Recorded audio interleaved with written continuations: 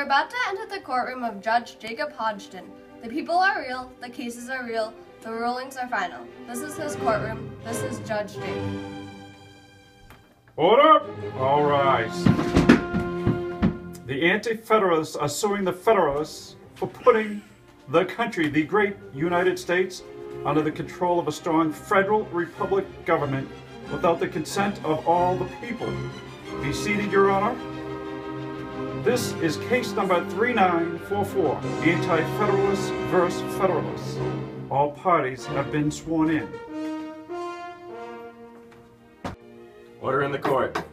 We are gathered here to discuss the Constitution case 3944. Here we have the defenders, the Federalists. Here are the prosecutors, the Anti-Federalists.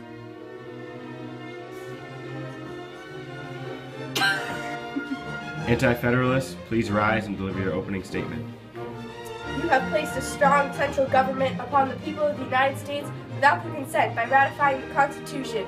Yeah! We as Anti-Federalists prefer a weak national government with stronger state governments, direct election in shorter terms, and governed by the normal people. Yeah!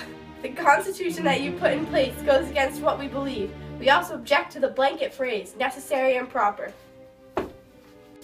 Federalists, please rise and deliver your opening statement. We believe that the Constitution provides a strong central government along with giving states their own rights. The Constitution will provide for security and protect the rights of people it governs. Indubitably! Because the Constitution divides the government into three branches, it has checks and balances that control powers of each branch. Yes, only a Republican form of government can carry out the principles fought for in the Revolution, or demonstrate that self-government in both possible and practical. Can you define a Republican government? A Republican form of government is one which derives its powers either directly or indirectly from the people and is administered by persons who hold public office for a limited period of time or during good behavior. The people elect the House directly and the President and Senate indirectly. The judges are even chosen through the President, and the Senate confirms the appointment.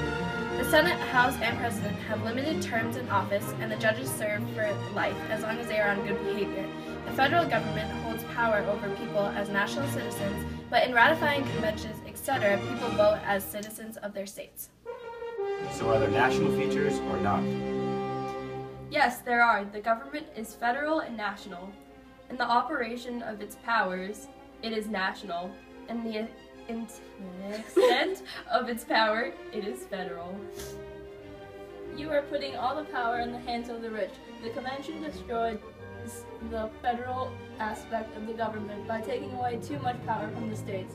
According to these opponents, the framers established a national form of government, one in which the citizens are acted upon directly as citizens of the nation instead of citizens of the states. Yes.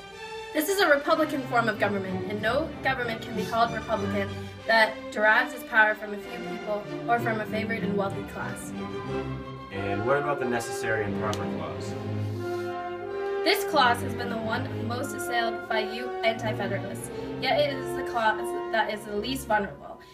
It is effective because it gives the national government the power to make all laws deemed necessary for proper for carrying into execution all its other powers.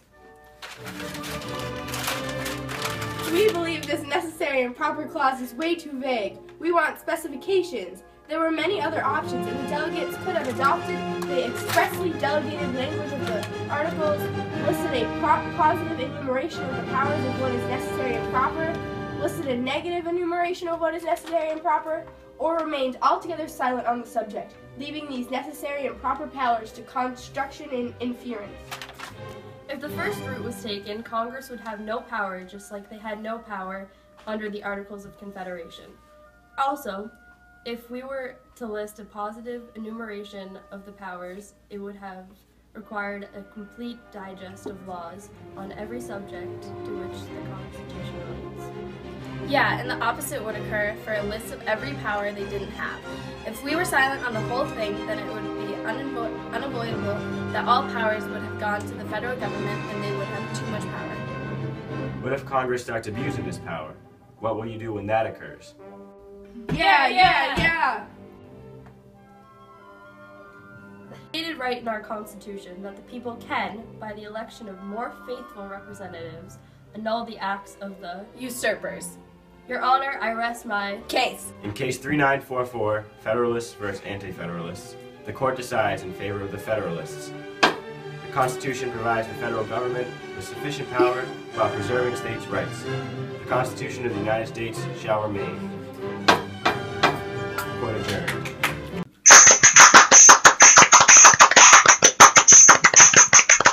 Define a government. Constitution that you put in place goes against what we believe. We can't do it. In favor of the Federalists.